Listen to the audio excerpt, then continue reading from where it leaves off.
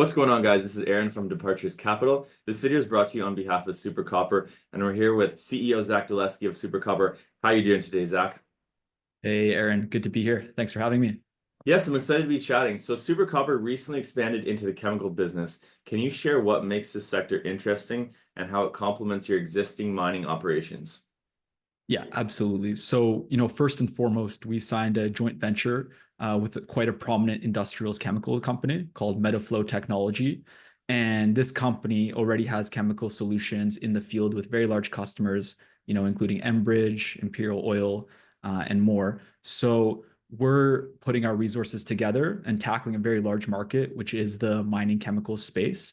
And, the market itself is roughly $12 billion, but you have quite a few very large comparables and nascent companies in the space. So we think it's a big angle that's a parallel benefit to our existing business, which is our main flagship property, our copper property down in Chile.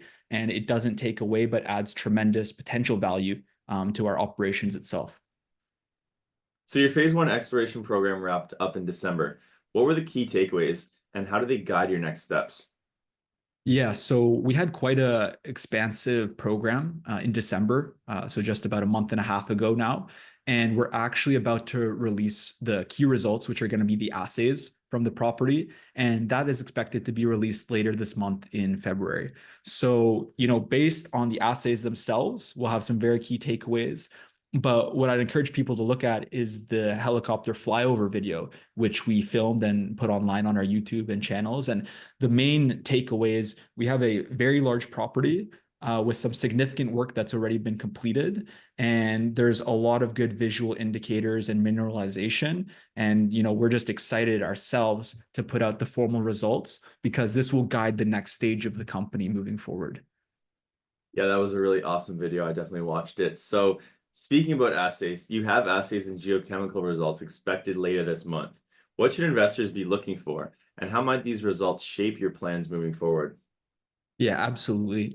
Obviously investors want high grade results. So we're hoping it comes in at a level that's above average, but we'll have to see. And we'll publish those as soon as they're ready. In addition to that, we want to see multiple samples that have good grades and some, continuation and mineralization of the property itself. So a few of these key factors, everyone wants to look for. And as soon as it's ready, we'll be publishing and talking to the market about it. So copper has been a hot topic in the commodity space. What's your outlook on the metal itself, and how does that factor into Super Copper's strategy? Yeah, I think, with the new political administration in the US, they recently deemed copper as a critical mineral or a critical metal, I should say. And with prices, recently as of today at 445 US per pound, it's looking quite healthy. So we're quite optimistic on the macro case for copper itself. And, one of the biggest players in the world, the Chinese market is continuing to ramp up as well. So that increased demand with the current supply, which is anticipated to be at a deficit moving into the next few years.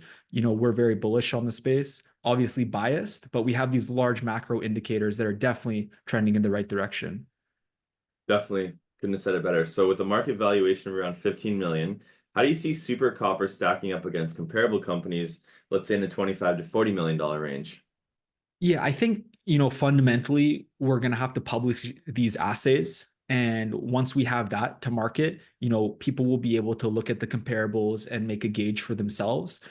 Based on the property itself, we've got a large physical space and the new chemicals division of the business, which, has some blue sky avenues to it, but we have a very large and, experienced partner to help guide us along the way.